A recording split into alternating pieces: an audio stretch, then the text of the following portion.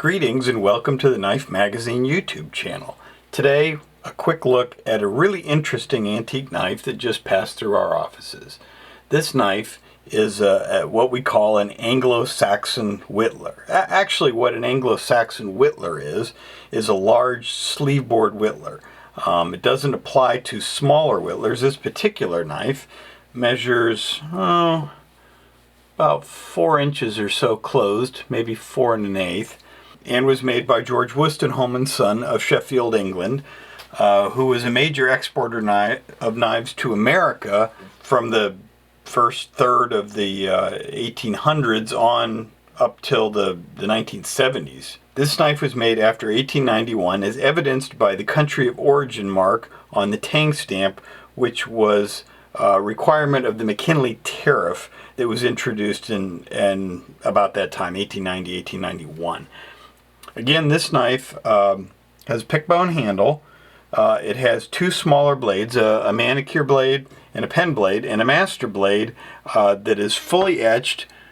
George Wuston Son's IXL. IXL was their trademark. IXL, the 3 letters IXL mean IXL. And celebrated Anglo-Saxon knife. And you only find that etch on the larger versions of this. The handles are beautiful jig bone, pick bone, we like to call this tightly picked pattern. And you'll note that the long pull on the master blade extends all the way through the tang, which tends to be a sign of an older knife and a high quality knife. So let's take a look at this. Here's the other side. You can see the deeply cut swedge on the back of the blade here, and the fact that all blades are marked. Just a very high quality knife. There are a lot of misconceptions as to what a Whittler is. This is a true Whittler, and any Whittler, which almost always have 3 blades. There are some 5-blade versions, perhaps, and there's a 4-blade variation in a lobster form, but a Whittler knife will always have the master blade, the largest blade, falling between the 2 smaller blades. If it doesn't meet that criteria, it's not a Whittler.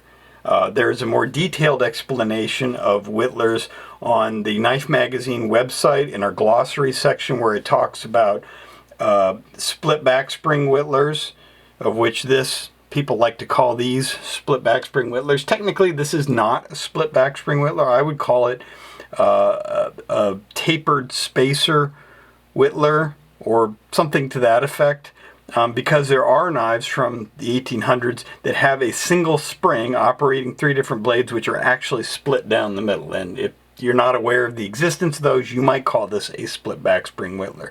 There's also a catch bit variety, catch bit Whittler. There's a 3 back spring Whittler, and again, as I mentioned, there's a lobster Whittler which has 4 blades, and there's what some people call a 5-bladed Whittler, which is essentially a 3-bladed Whittler with 2 additional blades on either side of the master blade. But any Whittler requires this combination where the master blade is split. When closed, the master blade splits the 2 smaller blades. So, what is an Anglo-Saxon Whittler? Well, what is Anglo-Saxon? Technically, the definition of Anglo-Saxon as an adjective is used here, that I found here online, is relating to or denoting the Germanic inhabitants of England from their arrival in the 5th century up to the Norman conquest. But really, in common use, that's one definition, but often Anglo-Saxon is a term simply used for Old English, to imply that this is an Old English design, which I suppose it is, although it was just as popular with American cutlery companies when the American cutlery companies came around, beginning in the 1840s, really, in any size or quantity.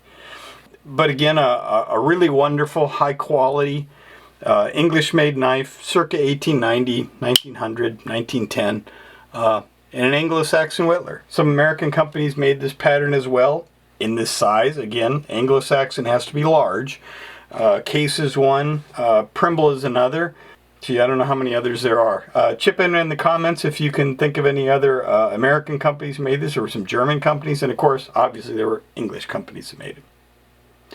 Thanks for watching. Leave a comment. Give us a like if you would, please. And we appreciate you coming to the Knife Magazine YouTube channel. Have a great day.